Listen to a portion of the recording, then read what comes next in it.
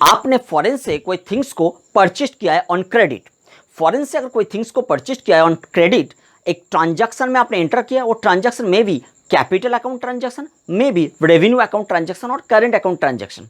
तो चाहे transaction capital account transaction है, चाहे ट्रांजैक्शन रेवेन्यू अकाउंट ट्रांजैक्शन है, दोनों का रिकॉर्ड अपने बुक्स ऑफ अकाउंट्स में किया है इंडिया में।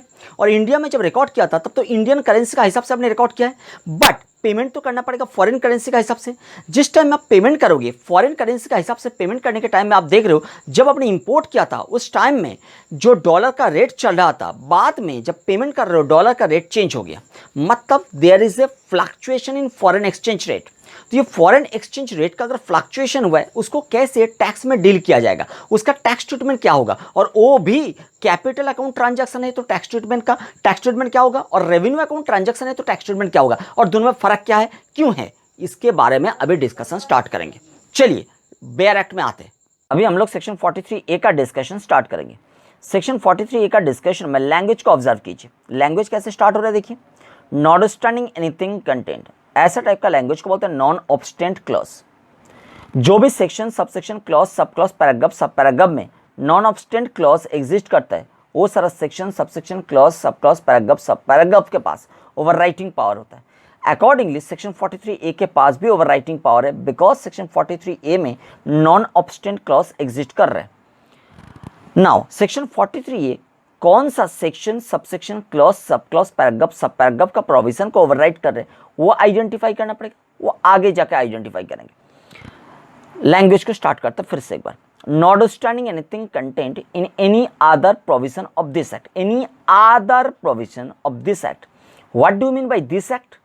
Now you are presently reading section number 43A of the Income Tax Act 1961, that is why this act means Income Tax Act 1961। लिखा other provision of this act, other provision का मतलब क्या? Income tax act 1961 में जितना भी provision exist करता है, accept 43A, income tax act 1961 में जितना भी प्रोविजन एग्जिस्ट करता है, वो प्रोविजन में से 43A को हटा लो, बाकी जितना भी प्रोविजन रहेगा वो सब प्रोविजन का कंटेंट के साथ अगर 43A का कंटेंट का कॉन्ट्राडिक्शन होगा, इन दैट केस 43A का कंटेंट जीतेगा। मतलब 43A वो कॉन्ट्राडिक्टरी प्रोविजन जो इनकम टैक्स एक्ट 1961 में एग्जिस्ट कर रहा है उसको ओवरराइट करेगा। क्लियर यहां तक? अगर सिंप्लीफाई करके दिखाएंगे तो ऐसा होगा, income tax act 1961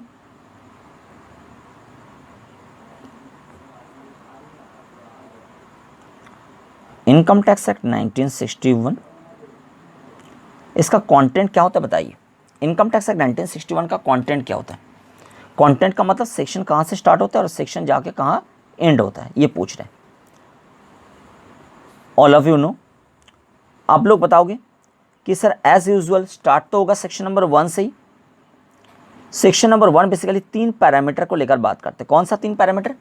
short title, extent, commencement, ये 3 पैरामीटर को लेकर इनकम टैक्स एक्ट 1961 का सेक्शन नंबर 1 बात करते हैं। और इनकम टैक्स एक्ट 1961 जाके एंड कहाँ होता है? एंड होता है सेक्शन नंबर 298 में। और 298 बेसिकली बात करता है पावर टू रिमूव डिफिकल्टीज को लेकर।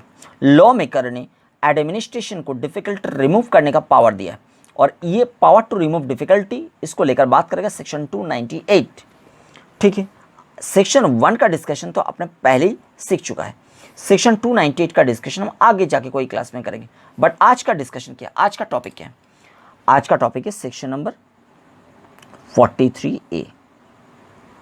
सेक्शन 43A के पहले, सेक्शन 43A के पहले इनकम टैक्स एक्ट 1961 में कितना सेक्शन एग्जिस्ट कर रहे हैं? इस एरिया में कितना सेक्शन एग्जिस्ट कर रहे हैं? आप बोलोगे sir basically before section 43A जो प्रोविजन एग्जिस्ट कर रहे हो, प्रोविजन है सेक्शन नंबर 1 से सेक्शन नंबर 43 तक, ये बिफोर 43A। और आफ्टर 43A कितना प्रोविजन एग्जिस्ट कर? आप लोग बताओगे सेक्शन नंबर 43AA से up to section 298। Good, very good. Now अभी ऑब्जर्व कीजिए क्या बात कर रहे हैं। सेक्शन 1 से 43 तक जितना भी प्रोविजन एग्जिस्ट कर रहे हैं, उसमें से कोई भी एक प्रोविजन के साथ अगर 43A का प्रोविजन का कॉन्ट्राडिक्शन होता है, सेक्शन नंबर 1 से 43 तक जितना भी प्रोविजन एग्जिस्ट कर रहे हैं, उस प्रोविजन में से कोई भी एक प्रोविजन के साथ अगर 43A का प्रोविजन का कॉन्ट्राडिक्शन होता है, तब कौन जीतेगा? 43A जीतेगा। तो अगर यहां कंट्राडिक्शन होता है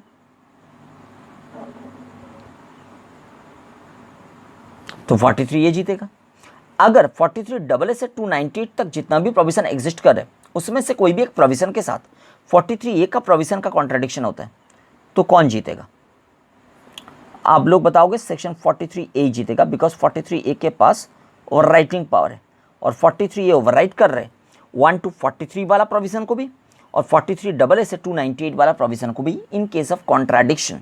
अगर कॉन्ट्राडिक्शन नहीं है तो 1 से 298 तक हर एक प्रोविजन तो हम साइमल्टेनियसली फॉलो करेंगे। कॉन्ट्राडिक्शन के केस में जब 43A का प्रोविजन के साथ कॉन्ट्राडिक्शन होगा 1 से 43 का, और नहीं तो 43A का प्रोविजन के साथ कॉन्ट्राडिक्शन होगा 43AA से 298 का, तो जीतेगा कौन? हर टाइम 43A जीतेगा, बिकॉज 43A के पास ओवरराइटिंग पावर है। तो हम लोग किसको फॉलो करेंगे? Have to follow section 43A, have to follow section 43A। ना 43A का प्रोविजन को, कंटेंट को अभी हम लोग अंडरस्टैंड करेंगे। 43A का प्रोविजन क्या दिया? वेयर एन एसएससी, यहाँ पे एसएससी का कोई स्पेसिफिकेशन नहीं है। इसका मतलब एसएससी कोई भी हो सकता है, इंडिविजुअल भी हो सकता है, एचएफ भी हो सकता है, कंपनी भी हो सकता है, फार्म भी हो सकता है, कोई भी फार्म। फार्म का मतलब लिमिटेड लाइबिलिटी पार्टनरशिप फार्म जो होता है वो भी हो सकता है, नॉर्मल पार्टनरशिप फार्म जो पार्टनरशिप एक्ट 1932 का हिसाब से होता है वो भी हो सकता है। और एसएससी का रेसिडेंशियल स्टेटस को लेकर यहाँ पे कोई भी स्पेसिफिकेशन नहीं है, इसलिए रेसिडेंशियल स्टेटस कुछ भी हो सकता है, रेसिडेंट भी हो सकता है, नॉन रेसिडेंट भी हो सकता है। Where an SSC has acquired any asset, SSC ने एसेट को एक्वायर्ड किया है, मतलब यहाँ पे कैपिटल अकाउंट ट्रांजैक्शन रिफ्लेक्ट हो रहे हैं। एसेट एक्वायर्ड किया, ऑब्वियसली कैपिटल अकाउंट ट्रांजैक्शन है। देखो हम आपको एक सिंप्लीफाई करके दे रहे। आज का डिस्कशन क्या है? आज का डिस्कशन का टॉपिक क्या है? Tax treatment on foreign exchange fluctuation. तो बेसिकली टॉपिक है foreign exchange fluctuation.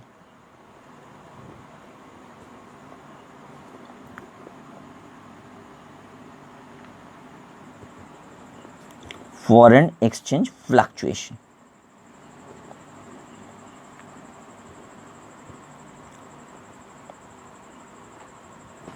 Foreign exchange fluctuation. Now foreign exchange fluctuation कौन सा कारण से हो रहा है, पीछे बैकग्राउंड ट्रांजैक्शन क्या था वो एक बार पता कर लेते।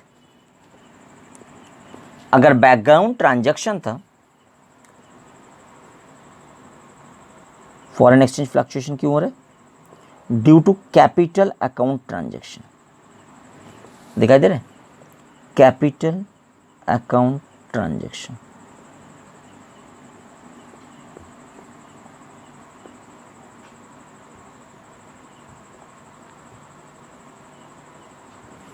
और नहीं तो फॉरेन एक्सचेंज फ्लक्चुएशन हो रहा है due to revenue account transaction. इसको बोला जाता है basically current account transaction. Current account transaction.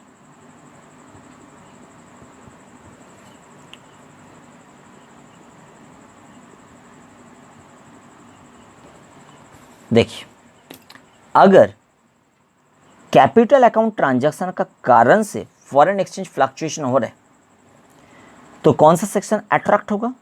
Section number 43A attract होगा। और अगर करंट अकाउंट ट्रांजैक्शन का कारण से फॉरेन एक्सचेंज फ्लक्चुएशन हो रहा है तो कौन सा सेक्शन अट्रैक्ट होगा? 43AA। याद रहेगा, कैपिटल अकाउंट ट्रांजैक्शन का कारण से अगर फॉरेन एक्सचेंज फ्लक्चुएशन हो रहा है तो 43A, और करंट अकाउंट ट्रांजैक्शन का कारण से अगर फॉरेन एक्सचेंज फ्लक्चुएशन हो रहा है तो 43AA अट्रैक्ट होगा। नाउ प्रोविजन को आगे पढ़ते हैं।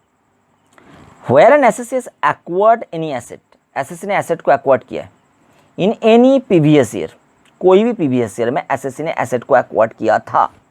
ये आपका एग्जाम का प्रीवियस ईयर भी हो सकता है और एग्जाम के पहले का कोई प्रीवियस ईयर भी हो सकता है, नॉट नेसेसरली एग्जाम का ही प्रीवियस ईयर होगा।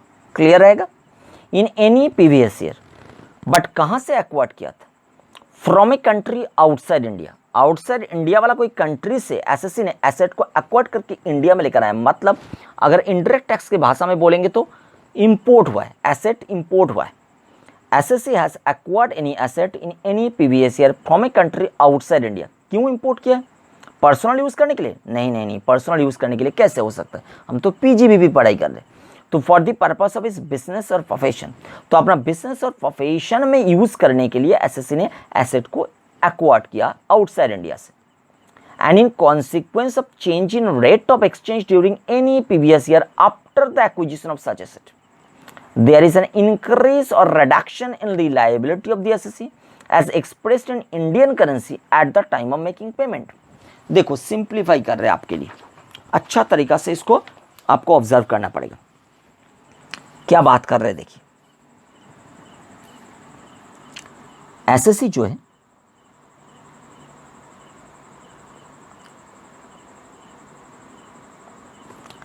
एसएससी ने क्या किया है? एसएससी ने एक्वायर्ड किया है।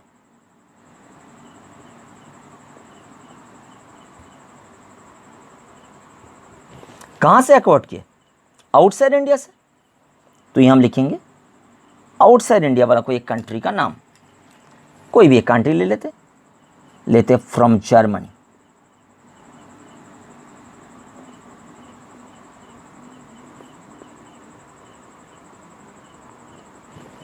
क्लियर? जर्मनी से एक्वायर्ड किया एसएससी ने एसेट को। एसएससी फ्रॉम जर्मनी एक्वायर्ड, क्या एक्वायर्ड किया बताओ? क्या एक्वायर्ड किया? एसेट को एक्वायर्ड किया। कौन सा एसेट? हम आपको बता रहे प्लांट एंड मशीनरी एक्वायर्ड किया। क्लियर? मतलब यहां पे हम क्या बता सकते हैं? ये एक्विजिशन को हम क्या बता सकते हैं? इंपोर्ट बता सकते हैं।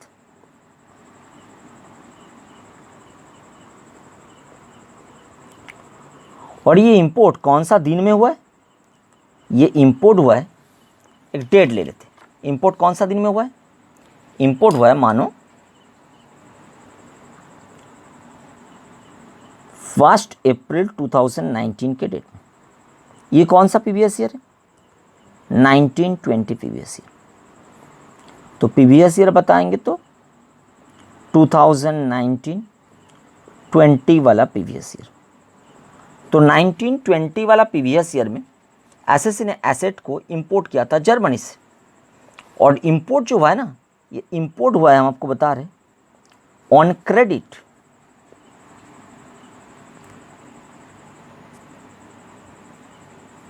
क्लियर?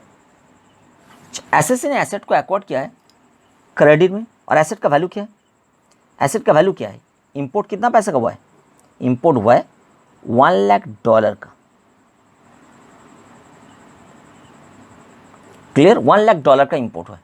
पेमेंट तो करना पड़ेगा, ठीक है, पेमेंट होगा।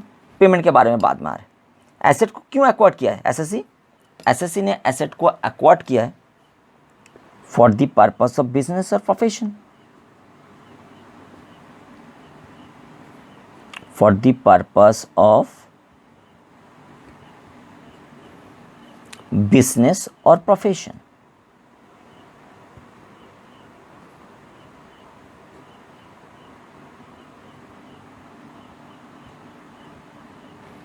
क्लियर यहां तक? ठीक है। नाउ इंपोर्ट हुआ है $1 लाख, क्रेडिट में इंपोर्ट हुआ है। जिस दिन इंपोर्ट हुआ है वो डेट है 1 अप्रैल 2019। इस दिन में डॉलर का रेट क्या चल रहा था देख लेते। 1 अप्रैल 2019 के डेट में डॉलर का रेट चल रहा था $1 इक्वल टू इंडियन रुपी में 70 रुपीज़। तो $1 70 रुपीज़ में मिल रहा था। तो एसएससी ने ये $1 लाख का मशीनरी जब एक्वायर्ड किया 1 अप्रैल 2019 के डेट में, इस दिन बुक भी किया है, ये एक्विजिशन को रिकॉर्ड भी किया अकाउंट्स में। कितना वैल्यू में रिकॉर्ड किया? इंडियन रुपी में रिकॉर्ड होगा। रिकॉर्ड तो डॉलर में नहीं होगा ना, इंडिया में रिकॉर्ड हो रहे हैं। तो इंडियन करेंसी में रिकॉर्ड होगा। इंडियन करेंसी में कितना में रिकॉर्ड करोगे? आप बोलोगे सर 1 अप्रैल 2019 के डेट में एक्वायर्ड हुआ है और उस दिन डॉलर का वैल्यू चल रहा था 70, तो एसेट रिकॉर्ड हुआ है,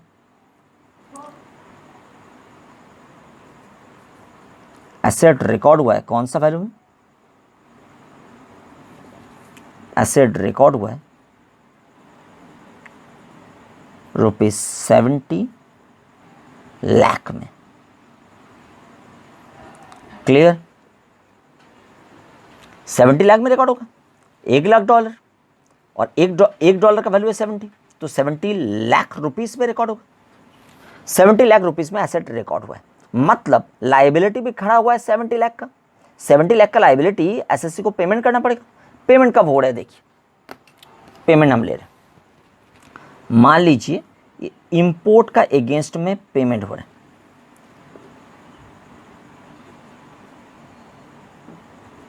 पेमेंट कभी भी हो सकता है।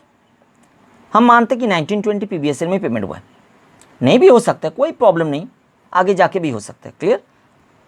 पेमेंट हुआ है, पेमेंट का डेट लेते हैं 1 जून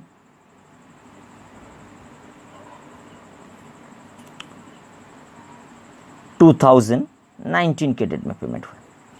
1 जून 2019, 1 जून 2019, मतलब ये भी कौन सा पीवीएस ईयर है? ये भी पीवीएस ईयर है 2019-20। ग्रेट। पेमेंट के दिन में डॉलर का वैल्यू क्या चल रहा था? देखिए दो ऑप्शन ले रहे, ऑप्शन 1 क्या बता रहे और ऑप्शन 2 क्या बता रहे। Option 1, option 2। ऑप्शन 1 बता रहे कि $1 इक्वल टू ₹70। ऑप्शन 2 बता रहे $1 इक्वल टू 72, और एक ऑप्शन 3 भी लेते।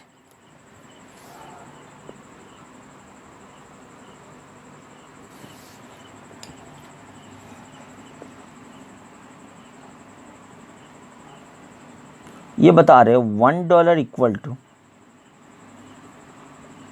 67। अच्छा ये सारा रुपीस है, हाँ ये भी रुपीस है, ये भी रुपीस है। तो $1 equal to 70 rupees, $1 equal to 72 rupees और $1 इक्वल टू 67 रुपीस। तीन ऑप्शन के लिए आप कितना कितना पेमेंट कर रहे हो? ऑप्शन 1 में कितना पेमेंट हो रहा है? फॉर ऑप्शन 1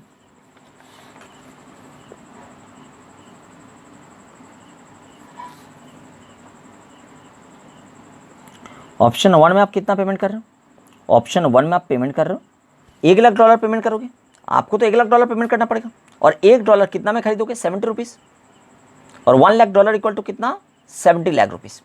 तो आप तो 70 लाख रुपीस का डॉलर खरीदोगे और पेमेंट करोगे।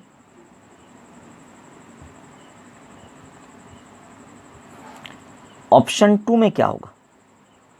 आपको तो पेमेंट करना पड़ेगा $1,00,000, और जिस दिन पेमेंट कर रहे हो उस दिन डॉलर का वैल्यू चल रहा है 72 रुपीस, मतलब आप 72 रुपीस देकर $1 खरीदोगे। ऐसे $1,00,000 खरीदना पड़ेगा, तो कितना का डॉलर खरीदोगे? 72 लाख डॉलर खरीदोगे। 72 लाख अमाउंट का डॉलर खरीदोगे इंडियन रुपी में। तो इंडियन रुपी का हिसाब से 72 लाख आपको पे करना पड़ेगा। और अगर ऑप्शन 3 लेंगे तो कितना पेमेंट करना पड़ेगा बताओ? 67, $1 का वैल्यू चल रहा है, तो 67 लाख पेमेंट करोगे। क्लियर यहां तक? देखिए पेमेंट के दिन में लायबिलिटी कितना हो गया? आपने लायबिलिटी बुक किया था 70 लाख का, बट अगर डॉलर का वैल्यू चेंजेस नहीं होता है तो जितना मैं रिकॉर्ड किया था उतना ही पेमेंट हो रहा है। बट अगर चेंज होता है, जैसे डॉलर का वैल्यू यहाँ पे 72 हो गया, $1 इक्वल टू 72 रुपीस, तो आपको पेमेंट कितना करना पड़ेगा? 72 लाख पेमेंट करना पड़ेगा। आपने लाइबिलिटी रिकॉर्ड किया था 70 लाख, बट पेमेंट हो रहा है 72 लाख का। 2 लाख लाइबिलिटी का ज़्यादा पेमेंट कर रहा हूँ। अगर $1 का वैल्यू गिर के हो गया 67, क्लियर, 67 रुपीस हो गया, मतलब आपको कितना पेमेंट करना पड़ेगा? 67 लैक्स। 67 लैक्स का पेमेंट आप कर रहे हो। आपने लाइबिलिटी रिकॉर्ड किया था 70 लैक्स, बट पेमेंट कर रहे हो 67 लैक्स, मतलब आपका लाइबिलिटी क्या हो गया? यहाँ पे रिड्यूस हो गया। तो यहाँ पे लाइबिलिटी इंक्रीज हुआ है, यहाँ पे लाइबिलिटी इंक्रीज हुआ है, यहाँ पे लाइबिलिटी डिक्रीज हुआ है,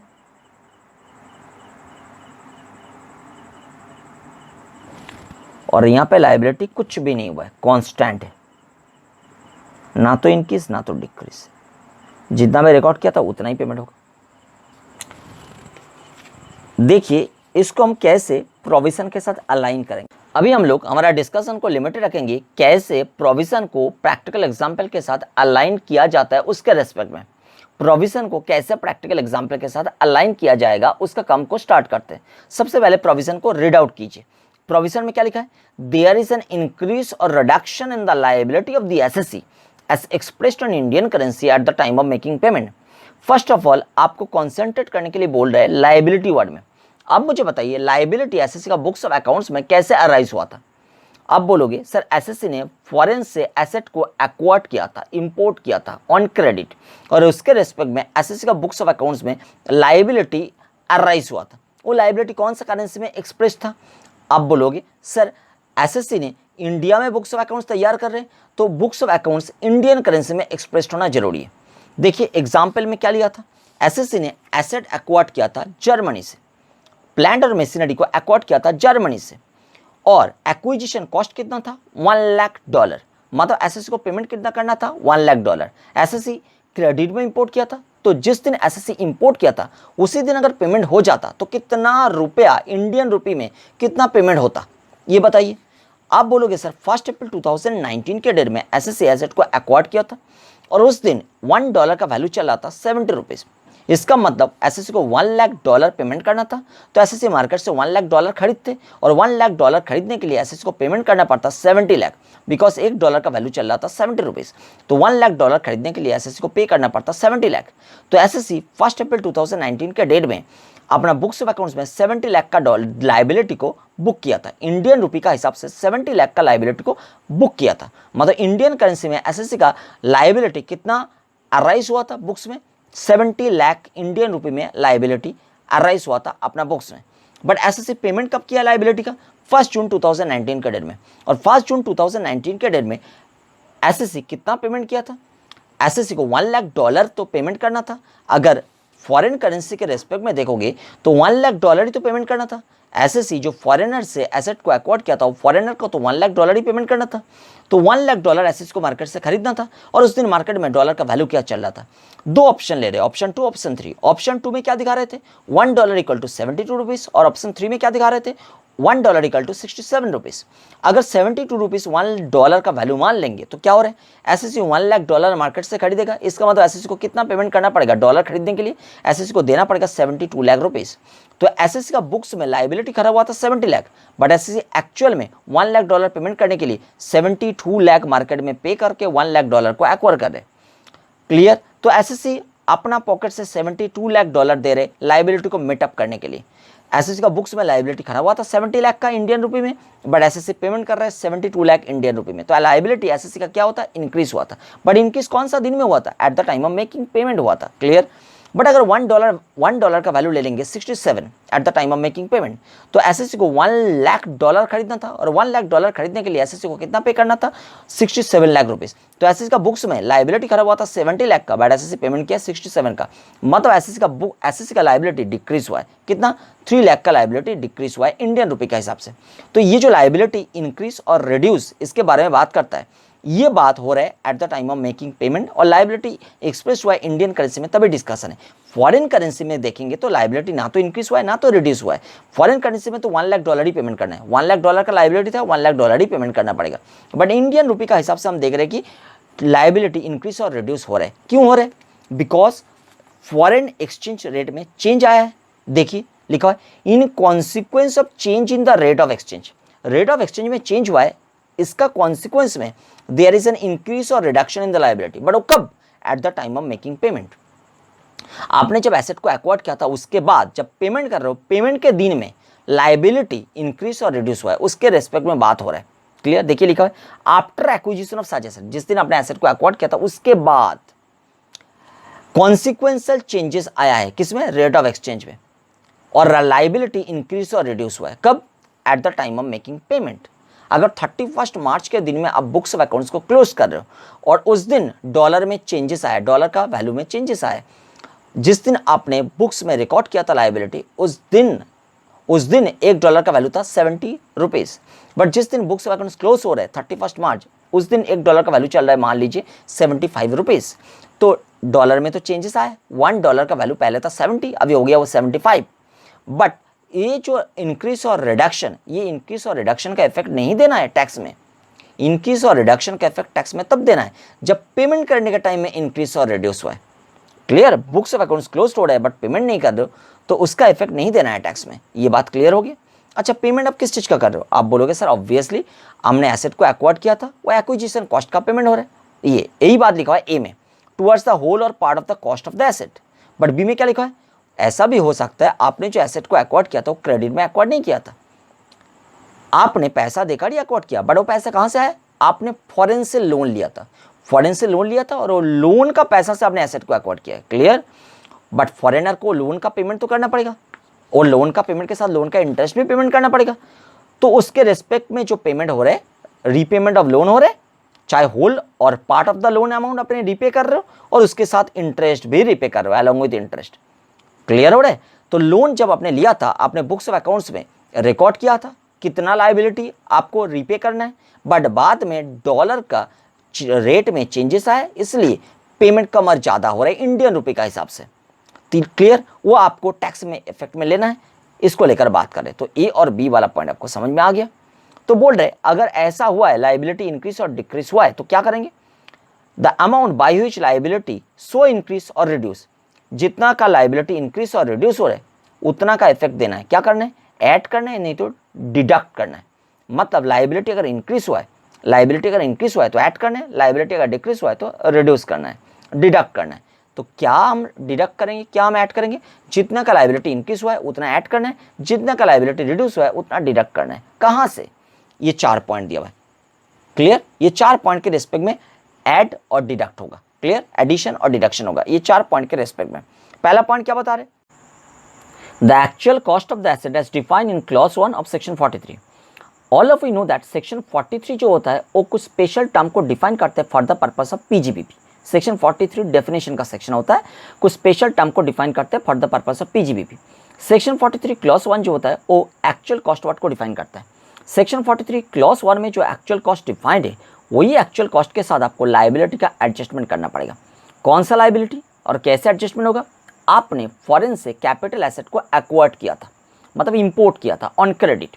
आपने जब फॉरेन से कैपिटल एसेट को इंपोर्ट किया था ऑन क्रेडिट, आपने तो आपका बुक्स ऑफ अकाउंट्स में उसका लायबिलिटी बुक किया, बट लायबिलिटी बुक किया इंडियन करेंसी में, बिकॉज आप इंडिया में बुक्स ऑफ अकाउंट्स मेंटेन कर रहे हो तो इंडियन करेंसी का हिसाब से आपने लायबिलिटी को बुक किया। जो कौन सा लायबिलिटी? जो लायबिलिटी अराइज हुआ है on importation of capital asset on credit.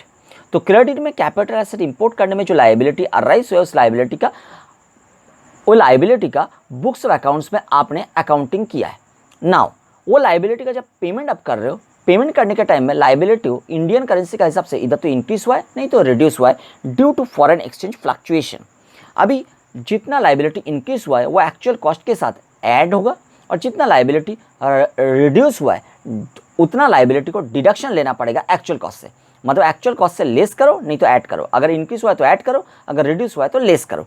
तो एक्चुअल कॉस्ट के साथ ही एडिशन और डिडक्शन का प्रोविजन अप्लाई करना पड़ेगा। बात क्लियर है यहाँ तक? इसको हम प्रैक्टिकली देखेंगे तो और भी अच्छा तरीके से समझ में आएगा। नाउ नंबर 2 क्या बता रहे हैं? Amount of expenditure of capital nature refer to in clause 4 of subsection 1 of section 35। Section 35 subsection 1 clause 4 ये क्या बात करते हैं? ये बात करते हैं अगर आपने इन हाउस रिसर्च एक्टिविटी के लिए कैपिटल एक्सपेंडिचर इनकार्ड किया but other than acquisition of land, land का एक्विजिशन के लिए अगर आपने कैपिटल एक्सपेंडिचर इनकार्ड किया है वो कवर नहीं होने वाला है सेक्शन 35 सबसेक्शन 1 क्लॉज 4 में। Section 35 subsection 1 clause 4 other than land के बारे में बात करता है। तो लैंड का एक्विजिशन को छोड़ के बाकी कोई कैपिटल एक्सपेंडिचर अगर इनकार्ड हुआ है for in house research activity purpose के लिए, वो कैपिटल एक्सपेंडिचर का 100% डिडक्शन अलाउ कर देता है सेक्शन 35 सबसेक्शन 1 क्लॉज 4। और वही कैपिटल एक्सपेंडिचर के साथ आपको एडजस्ट करना पड़ेगा लायबिलिटी इंक्रीज और रिडक्शन का। कौन सा लायबिलिटी? जो लायबिलिटी आपने एसेट एक्वायर करने में अराइज हुआ था आपका बुक्स ऑफ अकाउंट्स में। क्लियर? प्रैक्टिकली हम देखेंगे। नंबर 3 में जो दिया हुआ है ये इसका कोई इफेक्ट नहीं है प्रैक्टिकली, ये आप काट दो, इसका कोई इंप्लीकेशन नहीं है, ये आप काट दो। नाउ नंबर 4 में क्या लिखा है, amount of expenditure of capital nature refer to in clause 9 of subsection 1 of section 36। Section 36 subsection 1 clause 9 जो है ये बात करता है फैमिली प्लानिंग एक्सपेंडिचर के बारे में। Family planning expenditure capital nature का भी हो सकता है, रेवेन्यू नेचर का भी हो सकता है, बट पॉइंट नंबर 4 वो वाला एक्सपेंडिचर के बारे में बात करते हैं जो कैपिटल नेचर का है। क्लियर? तो कैपिटल नेचर का फैमिली प्लानिंग एक्सपेंडिचर अगर इनकार्ड हुआ है, वही एक्सपेंडिचर के साथ लायबिलिटी का एडजस्टमेंट करना पड़ेगा, वो लायबिलिटी जो फॉरेन से कैपिटल एसेट एक्वायर्ड करने में अराइज हुआ था। क्लियर है? प्रैक्टिकली हम लोग देखेंगे इसको भी। और 5 नंबर में क्या लिखा है, cost of acquisition of capital asset for the purpose of section 48। Section 48 purpose के लिए जो कॉस्ट ऑफ एक्विजिशन का जरूरत पड़ता है, सेक्शन 48 क्या करता है, सेक्शन 48 आपको तरीका बताता है कैसे कैपिटल गेन कैलकुलेट किया जाता है। फुल वैल्यू ऑफ कंसिडरेशन से आप कॉस्ट ऑफ एक्विजिशन को लेस करते हो, तो कॉस्ट ऑफ एक्विजिशन पर्पस के लिए, कॉस्ट ऑफ एक्विजिशन जो चाहिए ना 48 के लिए, 48 में आप कैपिटल गेन का कैलकुलेशन करते हो, और कैपिटल गेन का कैलकुलेशन में कॉस्ट ऑफ एक्विजिशन का जरूरत पड़ता है। और ये कॉस्ट ऑफ एक्विजिशन जो आपने 48 पर्पस के लिए लेते हो, वही कॉस्ट ऑफ एक्विजिशन के साथ आपको एडजस्ट करना पड़ेगा लायबिलिटी इंक्रीज और रिडक्शन का। प्रैक्टिकली हम लोग ये चारों पॉइंट को देखेंगे। तो 3 नंबर को अगर हटा देंगे तो 4 पॉइंट बचता है, वही 4 पॉइंट को हम लोग एनालाइज करेंगे प्रैक्टिकली। चलिए प्रैक्टिकली इसको एनालाइज करते हैं। नाउ प्रैक्टिकल एग्जाम्पल के लिए उदाहरण लेते हैं। मानो कि विदेश लिमिटेड, विदेश लिमिटेड एक इंडियन कंपनी है, विदेश लिमिटेड एक इंडियन कंपनी है, और विदेश लिमिटेड ने एसेट को एक्वायर्ड किया है, परचेज किया है, परचेज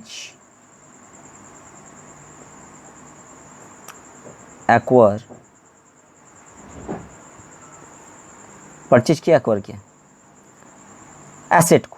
कौन सा एसेट? एन एसेट लिखते, बाद में एसेट को हम बताएंगे कौन सा एसेट एक्वायर्ड किया था। क्लियर? अलग अलग उदाहरण के लिए अलग अलग ले लेंगे। एसेट का वैल्यू कितना है? अच्छा, एसेट कहाँ से एक्वायर्ड किया? मान लो कि एसेट एक्वायर्ड किया फ्रॉम फ्रांस, फ्रांस से एसेट को एक्वायर्ड किया था। क्लियर? एसेट कितना में एक्वायर्ड किया? एसेट का वैल्यू कितना है? Worth $1 million. तो $1 मिलियन ले लेते, $1 मिलियन का एसेट है। अच्छा, ये 1 मिलियन का कैसे पेमेंट करना पड़ेगा? 4 इक्वल इंस्टॉलमेंट में, 4 equal installments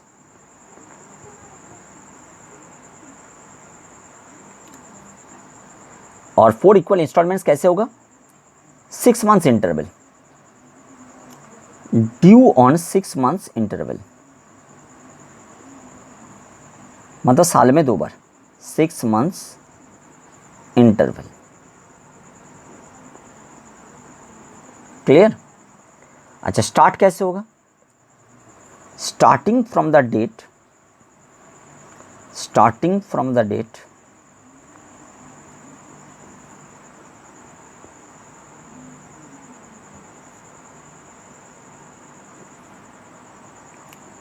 on which asset is delivered in India.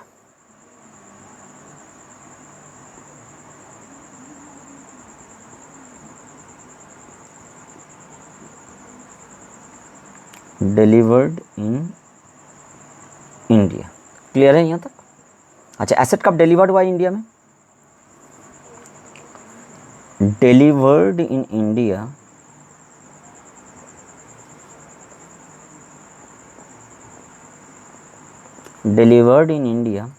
on 1 July 2019, 1920 previous year के अंदर हम डेट को ले रहे हैं। क्लियर? नाउ अच्छा, एक्सचेंज रेट कैसा था? जब हम लोग पेमेंट करेंगे, पेमेंट के टाइम में एक्सचेंज रेट कैसा था? 4 बार पेमेंट होगा 6 मंथ्स इंटरवल में। देखिए, तो एक्सचेंज रेट हम ले लेते, 4 बार एक्सचेंज रेट लेना पड़ेगा, 4 बार पेमेंट हो रहा है। एक्सचेंज रेट, 4 एक्सचेंज रेट ले रहे हैं, क्लियर। 4 एक्सचेंज रेट कौन कौन सा है देखिए। फर्स्ट इंस्टॉलमेंट के टाइम में एक्सचेंज रेट मान लो ₹63.56। सेकेंड इंस्टॉलमेंट के टाइम में एक्सचेंज रेट था 63.89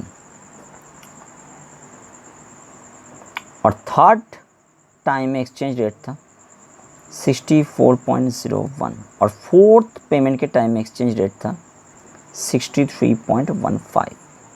क्लियर हो गया। अच्छा, एसेट का पुट टू यूज हुआ है वो भी ले लेते हैं। Asset is put to use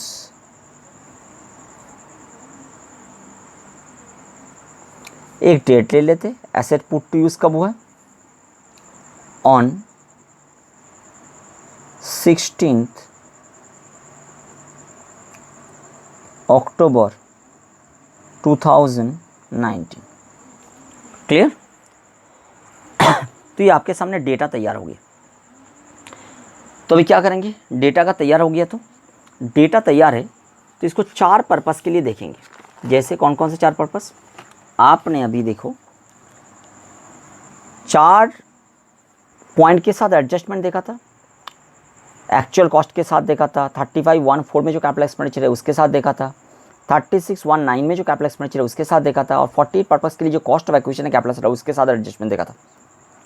तो ये 4 कैटेगरी में हम एडजस्टमेंट करके आपको दिखाएंगे। क्लियर।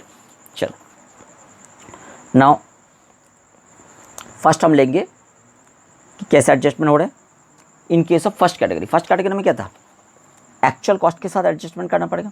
एक्चुअल कॉस्ट कब जरूरत पड़ता है? पीजीबीपी पर्पस में एक्चुअल कॉस्ट का जरूरत कब आता है?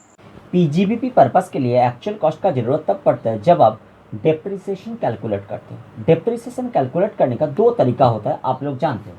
एक होता है WDV मेथड और दूसरा होता है SLM method. Power sector undertaking के लिए SLM WDV दोनों ऑप्शन है, दोनों में कोई भी एक ले सकते हैं पावर सेक्टर अंडरटेकिंग, बट बाकी इंडस्ट्री के लिए ऑप्शन नहीं है, मैंडेटरीली WDV फॉलो करना पड़ता है। तो चाहे WDV मेथड अप्लाई हो रहे हैं चाहे SLM मेथड अप्लाई हो रहे, दोनों मेथड के लिए एक्चुअल कॉस्ट का जरूरत पड़ता है डेप्रिसिएशन कैलकुलेशन में।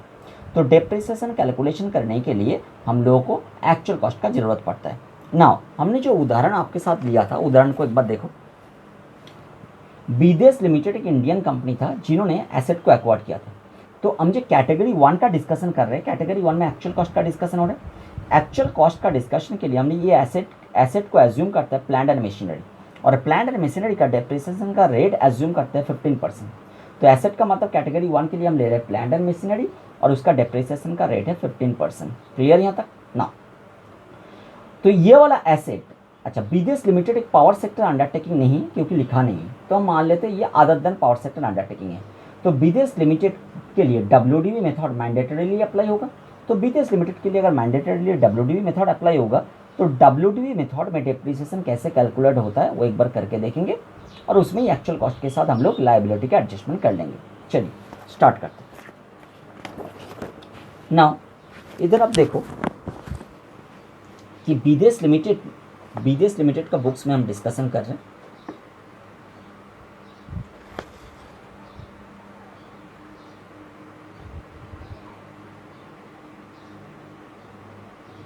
बीदेश लिमिटेड का बुक्स में हम डिस्कशन कर रहे हैं और इसमें हम कर रहे हैं कंप्यूटेशन ऑफ डेप्रिसिएशन।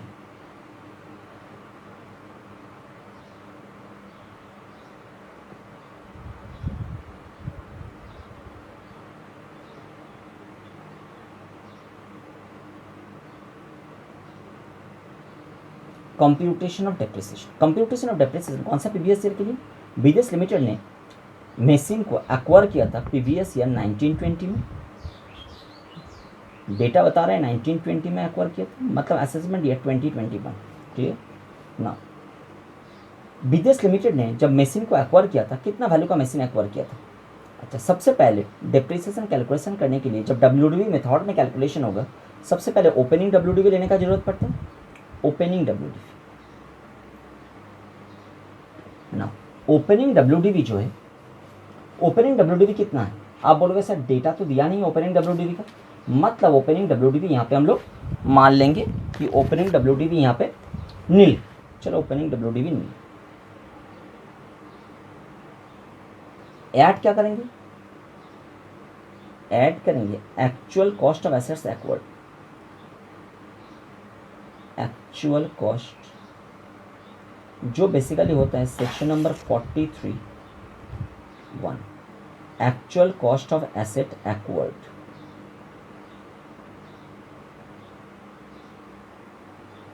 अच्छा, कितना का एसेट एक्वायर्ड किया, एसेट एक्वायर्ड किया है, देखो उदाहरण में एसेट एक्वायर्ड हुआ था 1 मिलियन का, और जिस दिन एसेट डिलीवरी हुआ है 1 जुलाई 2019 को, उस दिन डॉलर का वैल्यू चल रहा था $1 इक्वल टू 63.56। तो कितना वैल्यू का मशीनरी इंपोर्ट किया, 1 मिलियन मल्टीप्लाइड बाई 63.56। तो चलो करते हैं।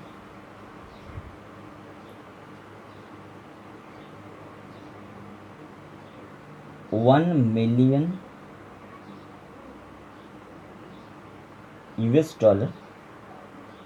मल्टीप्लाइड बाई 63.56 मतलब हो जाएगा 6,35,60,000। क्लियर है? ये एसेट बुक किया है विदेश लिमिटेड ने अपना बुक्स ऑफ अकाउंट्स पे, बट लाइबिलिटी कितना बुक किया है, अब बता सकते हो लाइबिलिटी कितना बुक किया है? देखिए डेटा में क्या बता रहे थे, जिस दिन डिलीवरी हुआ था उस दिन फर्स्ट इंस्टॉलमेंट का पेमेंट हो गया था। अगर 1 मिलियन का एसेट है और 4 इंस्टॉलमेंट में पेमेंट करना है, मतलब हर बार 2.5 लाख डॉलर का पेमेंट करना है, तो पहले तो आपने फर्स्ट इंस्टॉलमेंट पेमेंट किया डिलीवरी का डेट में, मतलब आपका लाइबिलिटी बुक्स में खड़ा हुआ था $7,50,000 का, क्योंकि 1 मिलियन $1 का लाइबिलिटी खड़ा नहीं हुआ था, क्योंकि आपने 1 मिलियन में 2.5 लाख का पेमेंट तो कर ही दिया था। तो 2.5 लाख का पेमेंट तो पहले ही हो गया था, बाद में जाके आपने 7.5 लाख का पेमेंट करोगे, तो 7.5 लाख बाद में पेमेंट होगा, इसलिए 7.5 लाख का ही लाइबिलिटी आपने बुक किया। मतलब लाइबिलिटी अगर बुक किया हम बताएंगे तो लाइबिलिटी बुक किया है आपने 7.5 lakh into 63.56, 1 million into 63.56 asset का वैल्यू आपने बुक किया, बट लाइबिलिटी का वैल्यू आपने इतना बुक नहीं किया, क्योंकि आपने 1 मिलियन में से 2.5 लाख का पेमेंट तो उसी दिन कर दिया, बाकी पेमेंट नहीं किया, $7,50,000 का पेमेंट नहीं किया, इसलिए 7,50,000 का लाइबिलिटी आपने बुक किया। क्लियर हो गया? चलो, तो ये हो गया आपका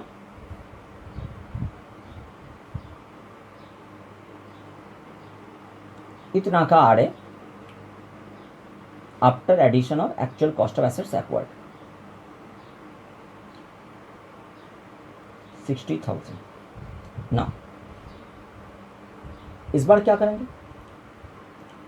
ऐड और लेस। क्या होगा, ऐड भी हो सकता है लेस भी हो सकता है। देखिए क्या लिखा था, बाद में आप पेमेंट कर रहे हो, सेकेंड इंस्टॉलमेंट का पेमेंट कब कर रहे हो, सेकेंड इंस्टॉलमेंट का पेमेंट कर रहे हो 6 महीना बाद, 6 महीना बाद अपने सेकेंड इंस्टॉलमेंट का पेमेंट कर रहे हो, क्योंकि 2 इंस्टॉलमेंट के बीच में 6 महीने का गैप। तो सेकेंड इंस्टॉलमेंट का पेमेंट आप कब करोगे, फर्स्ट इंस्टॉलमेंट का पेमेंट आपने डिलीवरी का डेट में किया 1 जुलाई 2019, सेकेंड इंस्टॉलमेंट का पेमेंट आप करोगे 6 महीने बाद। 6 महीने बाद मतलब 1 जनवरी 2020।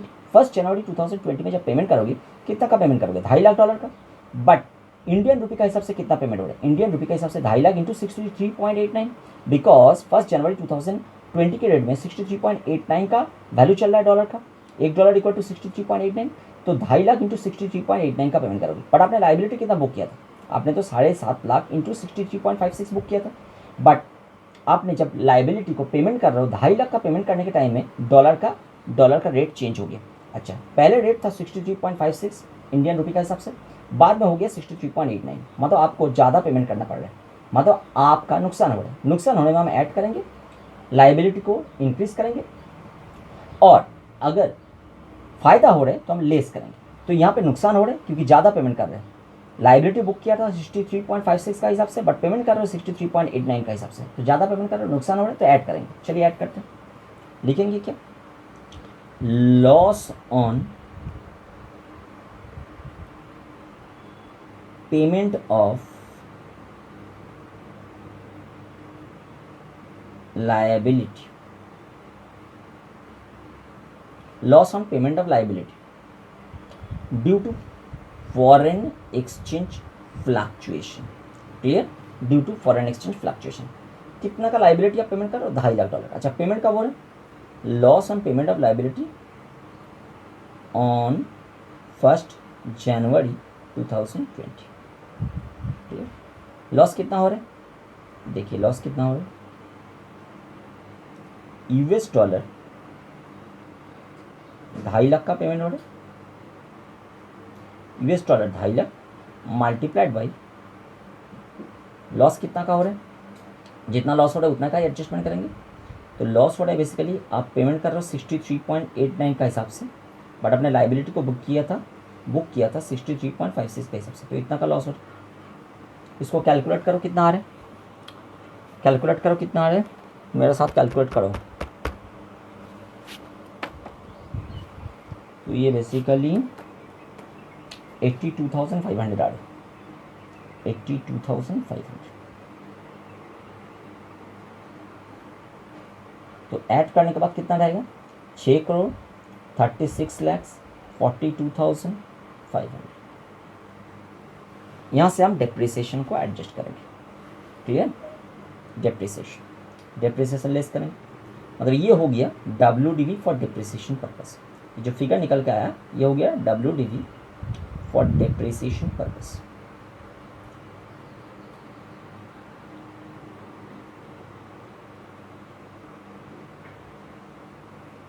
तो लेस डेप्रिसिएशन, डेप्रिसिएशन का रेट क्या होगा, हमने बताया कि ये प्लांट एंड मशीनरी है और 15% रेट वाला प्लांट एंड मशीनरी है। जो प्लांट एंड मशीनरी ये 15% रेट वाला है, इसलिए 15% का रेट के साथ ये ऐड हुआ था, मतलब ब्लॉक में ऐड हुआ था। क्लियर, तो चलो डेप्रिसिएशन को कैलकुलेट करते हैं। यहाँ पे जब डेप्रिसिएशन कैलकुलेट करेंगे एडिशनल डेप्रिसिएशन भी ले लेंगे, मान लेंगे कि ये एडिशनल डेप्रिसिएशन के लिए एलिजिबल है। सारा कंडीशन फुलफिल किया तो एडिशनल डेप्रिसिएशन के लिए एलिजिबल है। एडिशनल डेप्रिसिएशन कितना मिलता है, एडिशनल डेप्रिसिएशन मिलता है 20%, तो 20% एडिशनल डेप्रिसिएशन के लिए BDS लिमिटेड एलिजिबल है। बट डेप्रिसिएशन यहाँ पे आप पूरा क्लेम नहीं कर पाओगे, आधा क्लेम कर पाओगे, बिकॉज एसेट जो पुट टू यूज हुआ है, देखो 16 अक्टूबर, मतलब 16 अक्टूबर 2019 में, तो 1920 PBS ईयर में 180 दिन से कम यूज हुआ है, तो अब आधा डेप्रिसिएशन कैलकुलेट ले पाओगे। डेप्रिसिएशन कितना होगा, एक तो नॉर्मल होगा,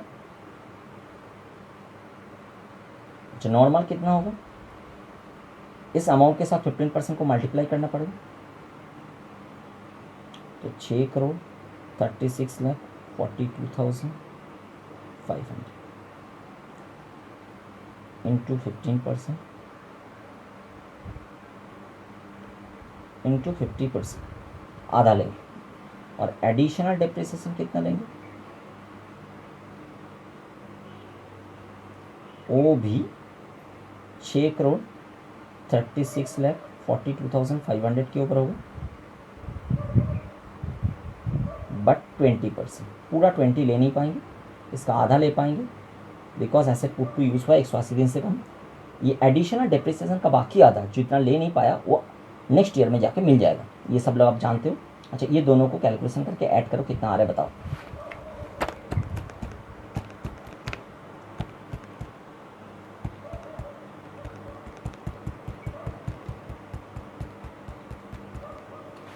ये दोनों आ रहे 1 करोड़, दोनों मिला के 1,11,37,438 करने के बाद क्या आ रहा है फिगर, लेस करने के बाद 5,25,000, 5,25,05,062। तो ये आप बोल सकते हो WDV as on closing, WDV है ये, WDV as on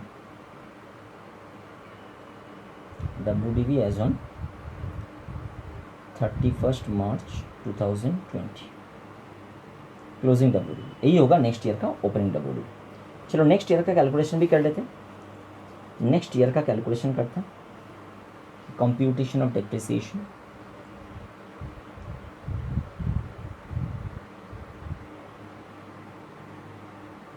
computation of depreciation, कौन सा प्रीवियस ईयर के लिए, कंप्यूटेशन ऑफ डेप्रिसिएशन, ये वाला को आप सेग्रीगेट करते हैं। Computation of depreciation previous year 2021, तो प्रीवियस ईयर 2021, ठीक है ना। ओपनिंग WDV एज ऑन 1 अप्रैल 2020 कितना, यही वाला अमाउंट लेंगे 5,25,00,000, 5,25,00,000 add actual cost of assets acquired, actual cost of assets acquired, asset acquired, कितना का एसेट आपने एक्वायर्ड किया। एक्चुअल कॉस्ट मतलब सेक्शन 43(1) वही वाला एक्चुअल कॉस्ट। कितना एसेट एक्वायर्ड किया, कुछ फिगर दिया नहीं है, मिसिंग है, तो नील लिखते हैं 5,25,05,062 लेते हैं ना। इसके बाद क्या करेंगे, फॉरेन एक्सचेंज फ्लक्चुएशन, लायबिलिटी का जो इंक्रीज और डिक्रीज हुआ है उसको हम एडजस्ट करेंगे। अब बताइए मुझे नेक्स्ट इंस्टॉलमेंट का पेमेंट कब हो रहा है, डेटा को देखिए। थर्ड इंस्टॉलमेंट का पेमेंट कब होगा, 6 महीने बाद पेमेंट हो रहे, तो सेकेंड इंस्टॉलमेंट का पेमेंट तो हुआ था, सेकेंड इंस्टॉलमेंट का पेमेंट कब हुआ था, 1 जनवरी 2020 को। और थर्ड इंस्टॉलमेंट का पेमेंट कब होगा, 1 जुलाई 2020 को होगा, 1 जुलाई 2020। और इस बार आपने कितना का पेमेंट करो, 64.01। इसका मतलब आपने लाइबिलिटी को बुक किया था 63.56 का हिसाब से, बट पेमेंट हो रहा है 64.01 का हिसाब से, 2.5 लाख का, 7.5 लाख का लाइबिलिटी बुक किया था, बट पेमेंट जितना हो रहा है उसके रिस्पेक्ट में हम डिस्कस करेंगे। पेमेंट तो हो रहा है 2.5 लाख का, तो 2.5 लाख के रिस्पेक्ट में आपका नुकसान हो रहा है, क्योंकि आपने लाइबिलिटी बुक किया था 63.56 का, बट पेमेंट हो रहा है 64.01 का। तो नुकसान होने में क्या करेंगे, जितना नुकसान हो रहा है उतना एक्चुअल कॉस्ट के साथ ऐड होगा। ठीक है, चलो ऐड करते हैं। Add loss on payment of liability, loss on payment of liability due to foreign exchange fluctuation, due to foreign exchange fluctuation. Clear. अच्छा, पेमेंट कब आपने किया है, ऑन 1 जुलाई 2020। अच्छा, कितना का लाइबिलिटी इंक्रीज हुआ, लाइबिलिटी कितना का इंक्रीज हुआ, आप बताओगे sir 2.5 lakh, 2.5 lakh US dollar multiplied by payment हो रहा है 64.01 का, बट लाइबिलिटी बुक किया है 63.56 का हिसाब से, तो इतना का लाइबिलिटी इंक्रीज हुआ। इसको हिसाब करो कितना आ रहा है, कैलकुलेटर में हिसाब करो कितना आ रहा है।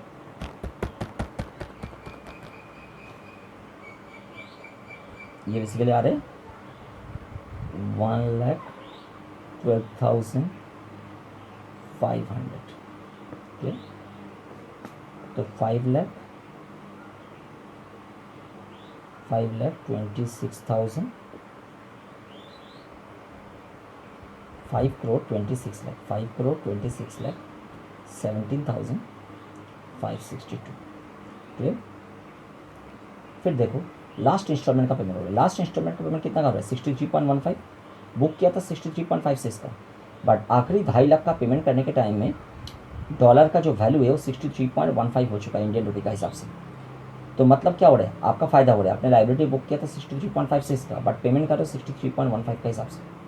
तो जितना लाइबिलिटी का फ़ायदा हुआ है वो फ़ायदा को हम यहाँ पे क्या करेंगे, यहाँ पे हम घटाएंगे। क्लियर।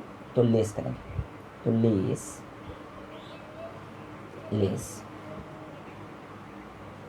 लेस क्या करेंगे बताओ, लेस हम करेंगे profit on payment of liability, profit on payment of liability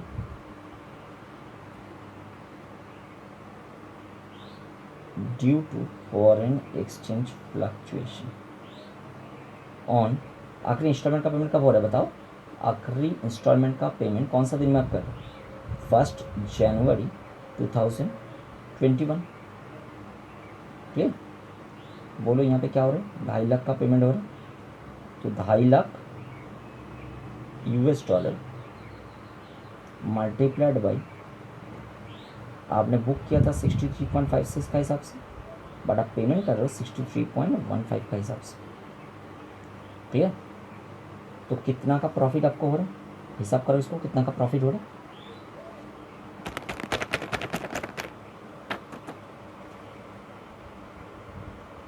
ये 1,02,500 का प्रॉफिट होगा। तो इसको लेस करने के बाद क्या आएगा, हिसाब करो।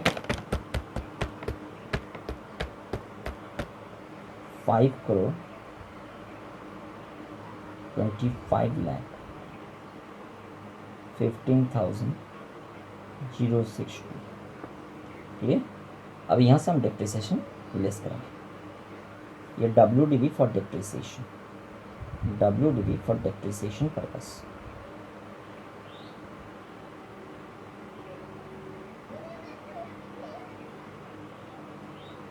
WDV for depreciation purpose. तो हम लेस करेंगे डेप्रिसिएशन। इस बार डेप्रिसिएशन पूरा साल का लेस होगा। क्लियर? तो नॉर्मल डेप्रिसिएशन 2021 का कितना आएगा बताओ। नॉर्मल डेप्रिसिएशन 2021 का आएगा 5,25,15,062। इनके ऊपर अप्लाई करना पड़ेगा 15% रेट। और जो एडिशनल डेप्रिसिएशन कौन सा साल का, प्रीवियस ईयर 2021 में एडिशनल डेप्रिसिएशन फिर से आपको मिलेगा, क्योंकि 1920 में आपने 50% क्लेम किया था। 1920 में आपने एडिशनल डेप्रिसिएशन पूरा क्लेम नहीं कर पाया था, 50% क्लेम किया था, तो बाकी 50% 2021 में मिल जाएगा। तो प्रीवियस ईयर 2021 में आपको एडिशनल डेप्रिसिएशन 50% जो पहले नहीं मिला था वो वाला पार्ट मिलेगा। तो कितना आ रहा है बताओ। बट किसके ऊपर मिलेगा, इसके ऊपर नहीं, जिसके ऊपर डेप्रिसिएशन कैलकुलेट हो रहे थे एडिशनल, उसी के ऊपर। एडिशनल डेप्रिसिएशन कौन सा अमाउंट के ऊपर कैलकुलेट हो रहा था, ये वाला अमाउंट के ऊपर। एडिशनल डेप्रिसिएशन जो है 1920 के रेस्पेक्ट में आप कौन सा अमाउंट के ऊपर कैलकुलेट कर रहे थे, ये वाला अमाउंट के ऊपर कैलकुलेट कर रहे थे, ये वाला अमाउंट के ऊपर कैलकुलेट कर रहे थे। तो ये वाला अमाउंट के ऊपर नेक्स्ट साल में भी कैलकुलेट होगा। नेक्स्ट साल में जो WDV है, नेक्स्ट साल में WDV तो इतना है, इसके ऊपर कैलकुलेट नहीं होगा। तो कैलकुलेट वो पहला वाला अमाउंट के ऊपर ही होगा। तो मतलब हो जाएगा 6,36,42,500 इंटू 20% इंटू 50%। क्लियर? तो कितना आ रहा है बताओ, इसको कैलकुलेट करो।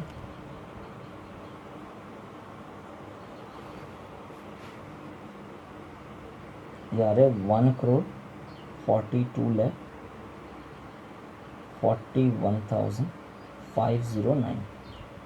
तो कैलकुलेट करो आप, क्लोजिंग WDV कितना आ रहा है, क्लोजिंग WDV कितना आ रहा है। 3,82,73,553। ये क्लोजिंग WDV, मतलब WDV as on 31 March 2021। Clear हो गया? तो एक्चुअल कॉस्ट के साथ कैसे एडजस्टमेंट करेगा समझ में आ गया। जब जब पेमेंट होगा तब तक एडजस्टमेंट करना पड़ेगा। पेमेंट 4 बार हुआ था, बट 4 बार एडजस्टमेंट करने का जरूरत नहीं पड़ा, क्योंकि पहला पेमेंट में लायबिलिटी का ना तो इंक्रीज हुआ था ना तो रिडक्शन हुआ था। तो आखिरी 3 बार में लायबिलिटी का इंक्रीज और रिडक्शन का इफेक्ट आया था, इसलिए आखिरी 3 बार एडजस्टमेंट किया। तो पहले बार में फर्स्ट में जो आपने पेमेंट किया था, तो लायबिलिटी जितना का बुक किया था उतना का हिसाब से पेमेंट किया था, क्योंकि लायबिलिटी आपने 63.56 के हिसाब से बुक किया था, और पहला 2.5 लाख का पेमेंट 63.56 के हिसाब से ही हुआ था। तो जिस दिन आपने बुक किया था उसी दिन 2.5 लाख का पेमेंट कर दिया था, तो रेट में कोई फर्क नहीं आया था। और बाकी 3 में रेट में फर्क आया था, क्योंकि लायबिलिटी बुक हुआ था इस वैल्यू के ऊपर, बट बाद में वैल्यू चेंज हो गया था। क्लियर? तो बाद में जो 2.5 लाख करके 3 बार 7.5 लाख का पेमेंट हुआ है, वो 3 बार में लायबिलिटी का फर्क आया है, क्योंकि रेट में चेंजेस आया था। बट पहले बार में जो 2.5 लाख का पेमेंट हुआ था, जितना में आपने बुक किया था 63.56, उतना में आपने पेमेंट किया था, तो इसमें कोई फर्क नहीं आया था लायबिलिटी का। यहाँ तक क्लियर होगी? तो ये बात हमने कर लिया कैटेगरी 1 के लिए। इसके बाद कैटेगरी 2 एंड कैटेगरी 3 का भी डिस्कशन हम लोग करेंगे, ठीक है। चलिए नाउ सेकंड कैटेगरी का डिस्कशन करेंगे। सेकंड कैटेगरी का डिस्कशन में पॉइंट क्या था, amount of expenditure of a capital nature refer to in clause 4 of subsection 1 of section 35। Section 35 subsection 1 clause 4 का डिस्कशन था।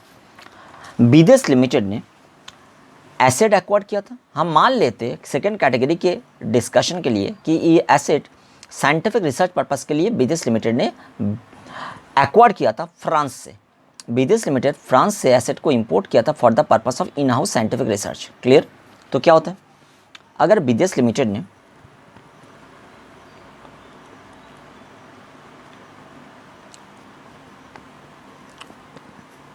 एसेट इंपोर्ट किया था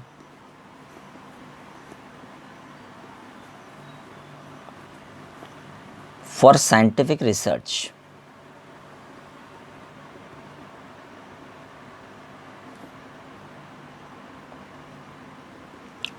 साइंटिफिक रिसर्च पर्पस के लिए बीदेस लिमिटेड ने अगर एसेट को इंपोर्ट किया था,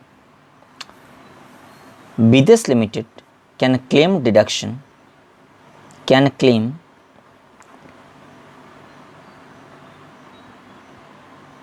बीदेस limited can claim deduction of 100% of capital expenditure। ये एसेट इंपोर्ट करना one type of capital expenditure है।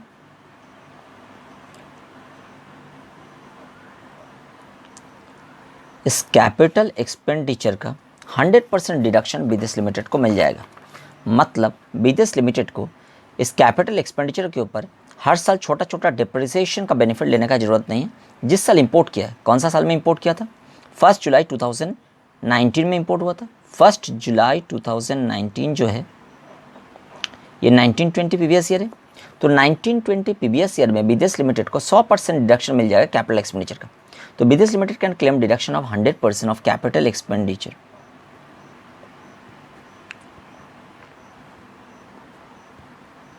बीदेस limited can claim deduction of 100% of capital expenditure in the previous year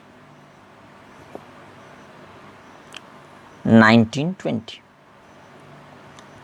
मतलब डिडक्शन का अमाउंट कितना होगा, डिडक्टेबल अमाउंट कितना होगा, deductible amount होगा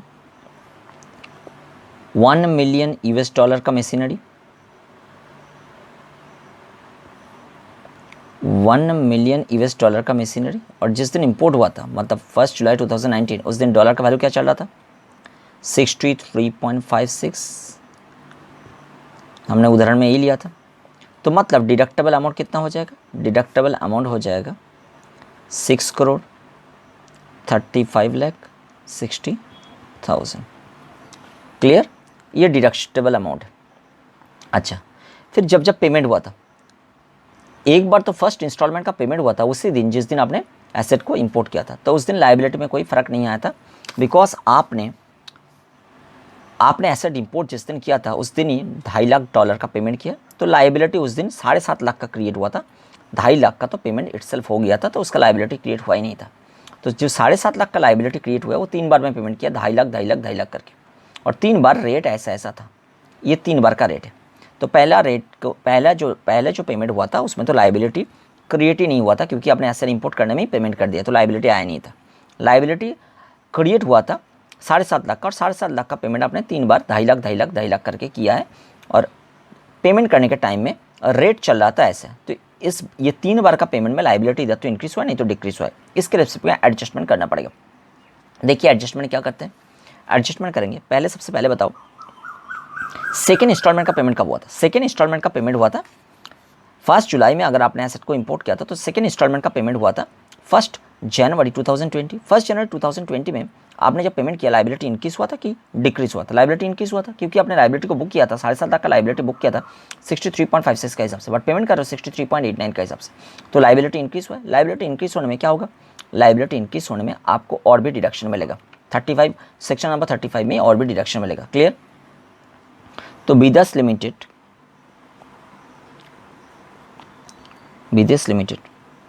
can claim deduction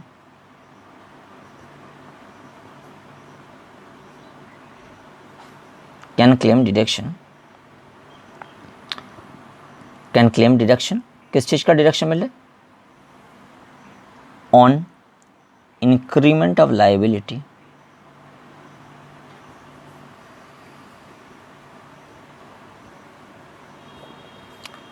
increment of liability at the time of payment of second installment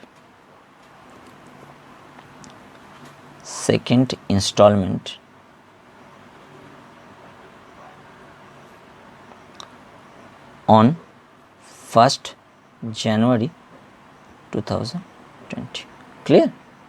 कितना का? Due to foreign exchange fluctuation, due to foreign exchange fluctuation कितना का डिडक्शन ले पाएगा?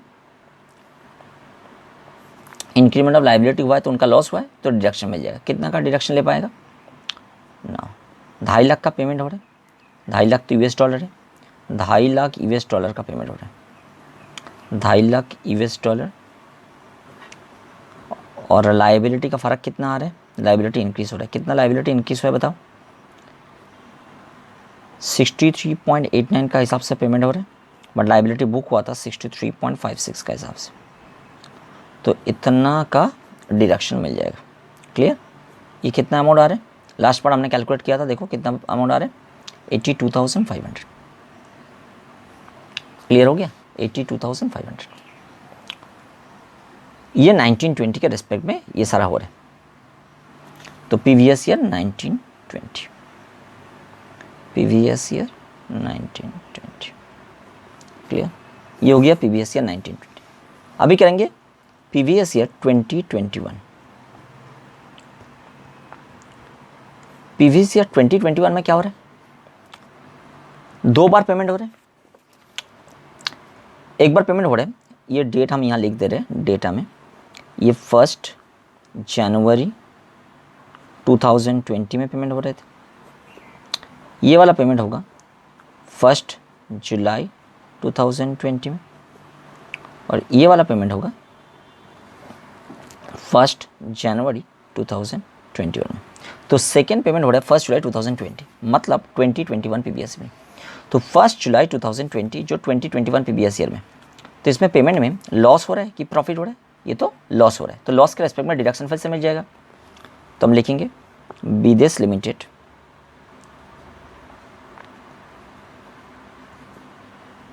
कैन क्लेम डिडक्शन, ये 35 में ये डिडक्शन क्लेम कर रहा है, ठीक है, सेक्शन नंबर 35 के हिसाब से। Bidesh limited can claim deduction on increment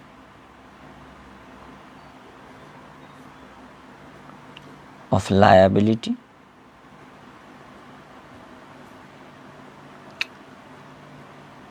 at the time of payment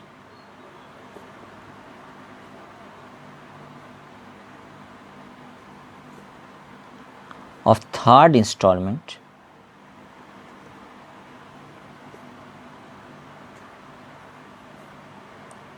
on 1 July 2020 due to foreign exchange fluctuation। ठीक है, तो देखिए लायबिलिटी कितना का इंक्रीज हुआ है? 2.5 लाख यूएस डॉलर का पेमेंट हो रहा है, 2.5 लाख यूएस डॉलर का पेमेंट हो रहा है इनटू रुपीस। पेमेंट कितना हो रहा है? 64.01 का हिसाब से, बट लाइबिलिटी बुक हुआ था 63.15 का हिसाब से। क्लियर ना? तो बताइए लास्ट बार इसका कैलकुलेशन हमने किया था, कितना का डिडक्शन क्लेम कर पाएंगे? ₹1,12,500 का कर पाएंगे। क्लियर हो गया? अच्छा, 4th इंस्टॉलमेंट के टाइम में, 4th इंस्टॉलमेंट कौन सा डेट में पेमेंट हो रहा है? 4th इंस्टॉलमेंट पेमेंट हो रहा है 1 जनवरी 2021। इसका मतलब ये भी 2021 पीबीएस में ही फॉल कर, तो बीदेश लिमिटेड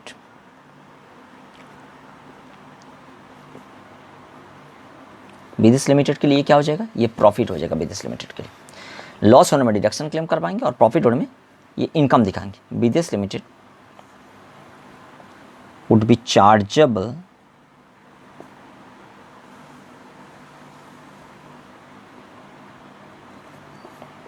अंडर सेक्शन 28 में इसको हम इनकम दिखाएंगे। Clear? BDS limited would be chargeable under section 28 as income on increment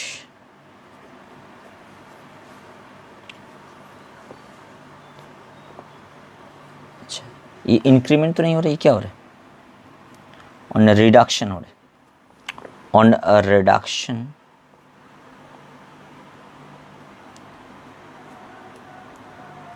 of liability. कितना का लायबिलिटी रिडक्शन हो रहा है? कब हो रहा है? At the time of payment, at the time of payment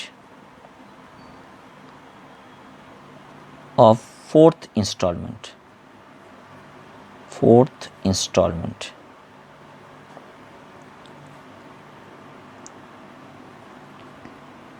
on 1st January 2021 due to foreign exchange fluctuation। अच्छा, कितना का प्रॉफिट बुक होगा? 2.5 लाख $2.5 का पेमेंट हो रहा है। 2.5 लाख $2.5 मल्टीप्लाइड बाई, आपने बुक किया था 63.56 का हिसाब से, बट पेमेंट हो रहा है 63.15 का हिसाब से। तो 63.56 माइनस 63.15। क्लियर? तो लास्ट पर हमने इसका कैलकुलेशन किया था, बताओ लास्ट पर कितना कैलकुलेशन में आया था? 1,02,500 रुपीज़, 1,02,500 ये इनकम बुक हो जाएगा। क्लियर? इसको हम इनकम दिखाएंगे। क्लियर हो गया यहाँ तक? तो ये था सेकंड कैटेगरी का डिस्कशन। ना इसके बाद हम लोग करेंगे थर्ड कैटेगरी का डिस्कशन। थर्ड कैटेगरी का डिस्कशन अभी स्टार्ट करेंगे। थर्ड कैटेगरी में क्या आ रहा था? थर्ड कैटेगरी मतलब यहाँ का हिसाब से फोर्थ, थर्ड को हमने काट दिया था तो इसलिए फोर्थ को ही थर्ड मान लेंगे। थर्ड में क्या लिखा था? Amount of expenditure of capital nature refer to in clause 9 of subsection 1 of section 36, section 36 subsection 1 clause 9, section 36 subsection 1 clause 9। ये फैमिली प्लानिंग एक्सपेंडिचर जो कैपिटल नेचर का है उसके बारे में बात करता है।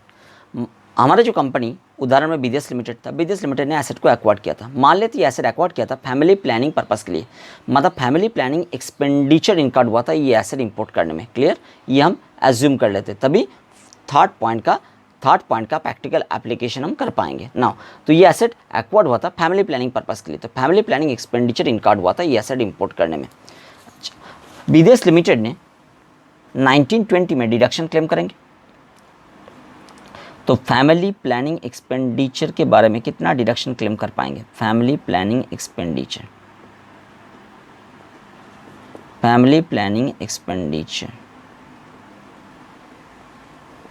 जो कैपिटल नेचर का है, फैमिली प्लानिंग एक्सपेंडिचर जो कैपिटल नेचर का है। फैमिली प्लानिंग एक्सपेंडिचर कितना इनकार्ड हुआ था? फैमिली प्लानिंग एक्सपेंडिचर इनकार्ड हुआ था बेसिकली। अच्छा, ये 1920 का हिसाब से हम लोग कर रहे हैं, 1920 PBS ईयर के हिसाब से कर रहे हैं। तो बताइए $1 मिलियन का एसेट इंपोर्ट हुआ था, $1 मिलियन का एसेट इंपोर्ट हुआ था, और हमने उस दिन वैल्यू चल रहा था कितना? 63.56। तो अगर देखेंगे तो कितना का एसेट इंपोर्ट हुआ था? एसेट इंपोर्ट हुआ था 6,35,60,000 का। क्लियर? इसके साथ फॉरेक्स एक्सचेंज फ्लक्चुएशन में जो वेरिएशन आया है उसको एडिशन और डिडक्शन लेना पड़ेगा। अच्छा बताइए मुझे, 1920 PBS ईयर में आपने पेमेंट किया था एक बार, तो स्टार्टिंग में 2.5 लाख का पेमेंट किया था, तो उसको तो हम इग्नोर करेंगे बिकॉज 2.5 लाख की रिकॉर्डिंग और 2.5 लाख का ही पेमेंट, जिस मतलब ये 63.56 का हिसाब से ही रिकॉर्डिंग हुआ था और 63.56 का हिसाब से ही पेमेंट हुआ था पहला इंस्टॉलमेंट का, तो इसको तो इग्नोर करेंगे। ये वाला को देखेंगे 1 जनवरी 2020 में। 1 जनवरी 2020 में 63.89 का हिसाब से पेमेंट हुआ था, तो ये क्या हुआ था? ये लॉस हुआ था। तो लॉस को हम लोग ऐड करेंगे, क्योंकि हम ज़्यादा पेमेंट कर रहे थे। रिकॉर्ड हुआ था 63.56 का हिसाब से, बट पेमेंट हो रहा है 63.89 का हिसाब से। तो ये ज़्यादा पेमेंट हो रहा है, तो ये हमारा लॉस हो रहा है। तो लॉस होगा मतलब मुझे डिडक्शन मिलेगा, तो ये हम ऐड करेंगे फैमिली प्लानिंग एक्सपेंडिचर के साथ। तो हम करेंगे ऐड। ऐड में क्या लिखेंगे, एडिशन में हम लिखेंगे कि loss on payment made on, loss on payment made on, कब पेमेंट किया था हमने, 1 जनवरी 2020 को। Loss on payment on made on 1 January 2020 as second installment due to foreign exchange fluctuation. Foreign exchange fluctuation कितना का लॉस हुआ था बताओ। इसके पहले ही हम लोग कैलकुलेट किया था, हम लोग जो इसके पहले कैलकुलेट किया था उसमें लॉस तो आपके पास है, वो देख के बता दो। 2.5 lakh US dollar, 2.5 lakh US dollar loss कितना का हुआ था। बेसिकली आपने 63.89 का हिसाब से पेमेंट कर रहे हो, बट रिकॉर्डिंग हुआ था 63.56 का हिसाब से। तो बताओ लॉस कितना का हो रहा है। लॉस हो रहा है बेसिकली 82,500 का, पहले हमने कैलकुलेट किया था फर्स्ट एंड सेकंड कैटेगरी के केस में 82,500, 82,500। क्लियर। अब ये दोनों को ऐड करेंगे, करने में कितना आएगा, 6,36,42,500, 6,36,42,500। क्लियर। इसका डिडक्शन मुझे मिलेगा 1/5 करके। क्लियर। Deduction equal to deduction under section 3619, 3619 का हिसाब से डिडक्शन कितना ले पाएंगे, 6,36,42,500, इसका 1/5। क्लियर। जितना अमाउंट आएगा उतना का डिडक्शन ले पाएंगे। बाकी जो 4/5 रह जाएगा, 4/5 रह जाएगा, उसको आगे का साल में जाके फिर से डिडक्शन क्लेम कर पाएंगे। बात क्लियर हो रही, क्या बता रहे हैं। देखो नेक्स्ट साल में, मतलब ये तो 1920 हो गया, 2021 कितना बैलेंस एक्सपेंडिचर रह गया। एक्सपेंडिचर बॉट फॉरवर्ड कितना है, एक्सपेंडिचर ब्रॉट फॉरवर्ड कितना है। आप बोलोगे सर 6,36,42,500, इसका 1/5 अपना डिडक्शन क्लेम किया था, 4/5 रह गया था। ठीक है, चलो 4/5 को ये दर लिखना पड़ेगा। क्लियर। फिर क्या करेंगे, जो फॉरेन एक्सचेंज फ्लक्चुएशन का हिसाब से हमारा प्रॉफिट हुआ है, नहीं तो लॉस हुआ है, उसको एडजस्ट करेंगे। बोलिए पेमेंट कितना बार हुआ था। आप बोलोगे सर पेमेंट तो नेक्स्ट 2021 प्रीवियस ईयर में 2 बार पेमेंट हुआ था, एक बार 1 जुलाई को हुआ था, एक बार 1 जनवरी को हुआ था। तो वही सब एडजस्टमेंट हम लोग करेंगे। पहले क्या लिखेंगे, पहले जो पेमेंट हुआ था उस पेमेंट को ले लेते हैं, उसमें लॉस हुआ था, आप जानते हो, loss on payment made, loss on payment made on 1 July 2020। Clear. 1 July 2020 as third installment,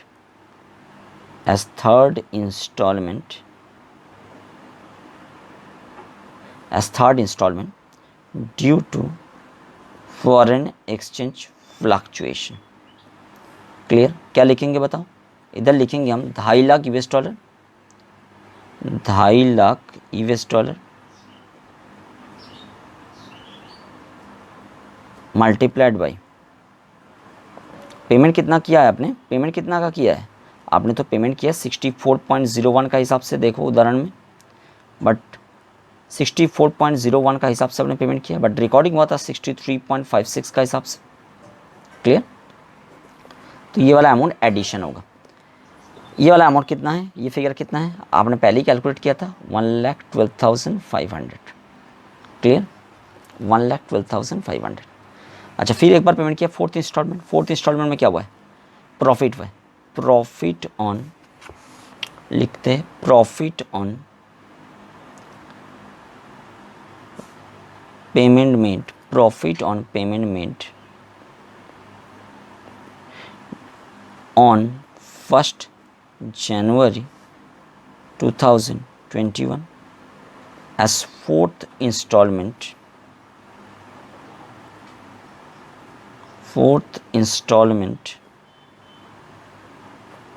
due on, अच्छा, fourth installment due to foreign exchange fluctuation. जैसे हम लिख रहे हैं वैसे लिख रहे हैं, क्लियर। तो इसमें कितना अमाउंट लेंगे, 2.5 lakh US dollar, 2.5 lakh US dollar multiplied by,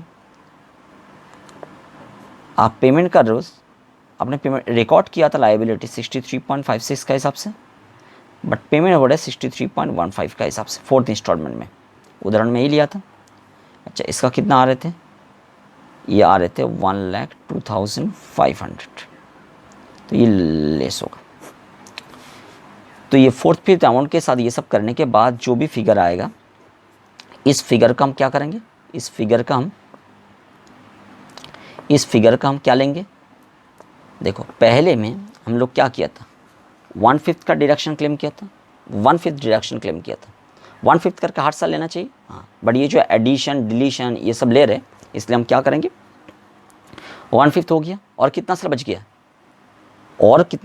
और 4 साल का बच गया, तो इसको हम मल्टीप्लाई करेंगे 1/4 के साथ, 1/4।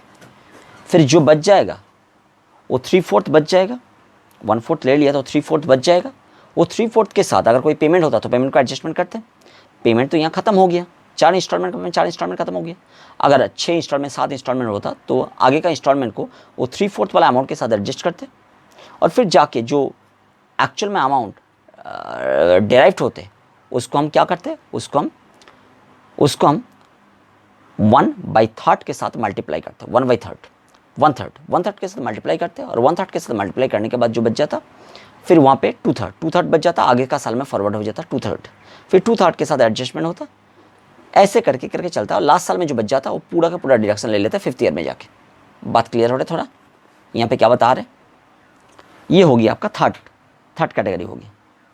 अभी हम लोग करेंगे फोर्थ कैटेगरी का डिस्कशन करेंगे।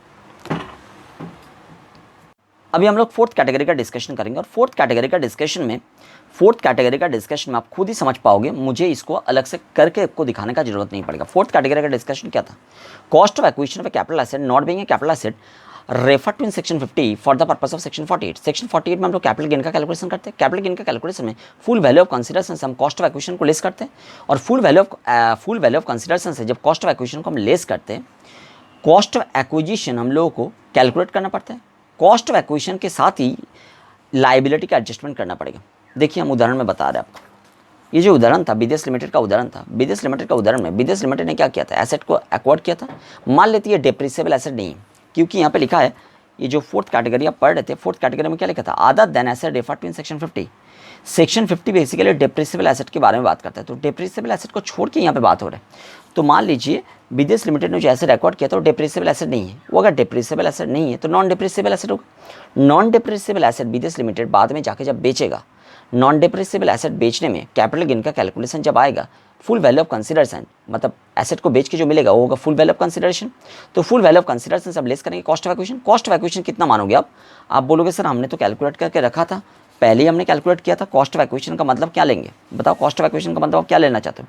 आप बोलोगे सर विदेश लिमिटेड के लिए कॉस्ट ऑफ एक्विजिशन होगा, विदेश लिमिटेड के लिए कितना, $1 million $1 million मल्टीप्लाइड बाई 63.56, मतलब विदेश लिमिटेड का cost of acquisition 6 crore 6 crore, विदेश लिमिटेड का कॉस्ट ऑफ एक्विजिशन होगा 6 करोड़ 35,60,000। अभी इसी के साथ आप क्या करोगे, ऐड और लेस करते जाओगे, ऐड और लेस करते जाओगे। क्या ऐड और लेस करोगे? जितना बार पेमेंट हुआ है, 4 बार पेमेंट हुआ है, पहले बार में तो कोई लाइबिलिटी का फ़र्क आया नहीं क्योंकि जितना मैं रिकॉर्ड किया था उतना ही का ही पेमेंट हो रहे थे, बट बाकी 3 में लाइबिलिटी का फ़र्क आया है क्योंकि पेमेंट में वेरिएशन था। देखो पेमेंट में वेरिएशन था, कहाँ गया? ये तो पहले वाला डिस्कशन है। पहले वाला डिस्कशन में देखो 4 बार पेमेंट को हमने कैसे लिया था, एक बार पेमेंट हमने ऐड किया था, 82,500 को ऐड किया था, 82,500, ये पहले वाला डिस्कशन में हमने किया था। ये जो हमने कंप्यूटेशन ऑफ डेप्रिसिएशन किया था ना, उसमें तो हमने ऑलरेडी करके रखा है, वही वाला फिगर को उठा लेंगे। तो 82,500 ऐड हुआ था, तो इसको ऐड करेंगे 82,500। बात क्लियर हो रहा है क्या बोले? अच्छा 82,500, 82,500 क्या लिखेंगे? 82,500 जो ऐड हो रहे हैं यहाँ पे क्या लिखेंगे? वही लिखेंगे कि लॉस जो पहले हम लिख रहे थे, loss on payment made on 1 January 2020 as second installment due to foreign exchange fluctuation बोलकर 82,500 एडिशन हो जाएगा। फिर क्या होगा? थर्ड इंस्टॉलमेंट का जो पेमेंट हुआ था, थर्ड इंस्टॉलमेंट का पेमेंट में भी हमारा नुकसान हुआ था, तो नुकसान होने में ऐड होगा। उसमें कितना का ऐड करेंगे? देखो थर्ड में कितना का ऐड किया था, loss on payment of liability में 1,12,500 का, तो 1,12,500 फिर से ऐड होगा। बात क्लियर हो रही है क्या बता रहे? 1,12,500 ऐड होगा। फिर लास्ट बार फोर्थ इंस्टॉलमेंट का जब पेमेंट किया था तब हम लोग का प्रॉफिट हुआ था, तो प्रॉफिट होने में लेस करते हैं, तो लेस करेंगे। कितना का लेस करेंगे? 1,02,500, तो 1,02,500 हम लेस करेंगे, 1,02,500 हम लेस करेंगे, 1,02,500 हम लेस करेंगे। क्लियर? तो देखो ये दोनों ऐड होगा, ये लेस होगा 6,35,60,000 के साथ। ये होने के बाद जो फिगर आएगा वही हम मान लेंगे cost of acquisition capital gain purpose के लिए। बात क्लियर होगी? अगर ऐसा डिप्रेसिबल एसेट होता तो ऐसे नहीं होता। ये नॉन डिप्रेसिबल एसेट के लिए 43A ने ऐसा प्रोविज़न बता कर रखा है। बात क्लियर हो गया? यहाँ यही था, यही डिस्कशन था। क्लियर? चलिए